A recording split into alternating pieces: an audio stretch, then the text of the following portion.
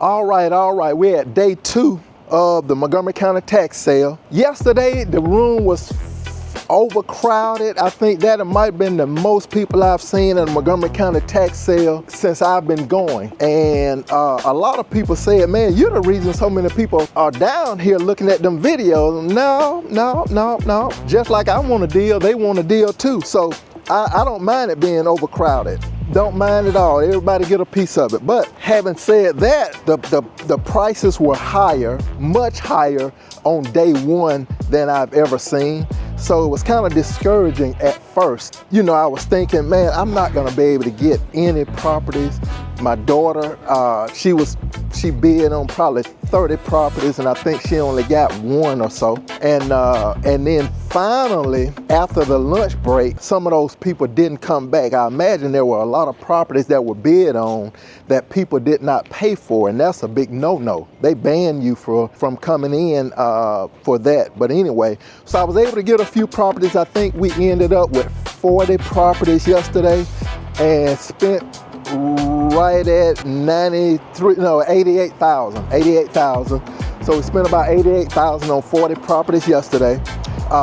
Don't know what today may bring, but I do think today the properties will be much cheaper. I think the properties will be much cheaper today, and we'll find out here soon. But day 2 Montgomery County tax sale, and we'll give you guys another update either at the lunch break or at the end of the day. How y'all doing?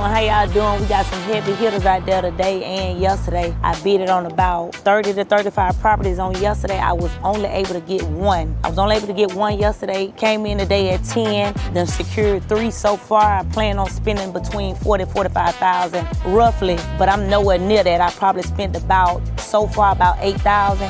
So I still got a little more wiggle room, but they own it. Hey, I just wanted to give you guys a quick tip. Yesterday we had a lot of new people here in the tax sale, and they came in unprepared. And what I mean by that is they were bidding on stuff that they had no idea. They was just looking at an address or maybe something that they had Googled and got in a little trouble. What I mean by that is a couple of them bought some fire damaged houses that they did not know was fire damaged. I knew because I've got my drive list. But I felt kind of sorry for them. And then, you know, it's a novelty for some people, and they think they can just come down here and I'm gonna get me a property for a couple of $1,000s, and they're gonna own the property and they'll be able to go live in it.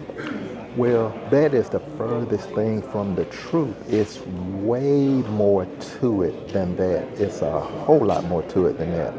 You know, there's people that in here who's been tens and hundreds of thousands of dollars on properties, and one thing I noticed too was that there were some properties that were bid on that was not paid for by the end of the day, and the clerk told me that those people would be banned, could not come back to the tax sale. So do your due diligence, do your research before you come down here. Or to make it easy for yourself, sign up for the Real Estate Playbook and let me teach you exactly how to do it. Tony C. Richards across all social media. Y'all, let's get to this bag.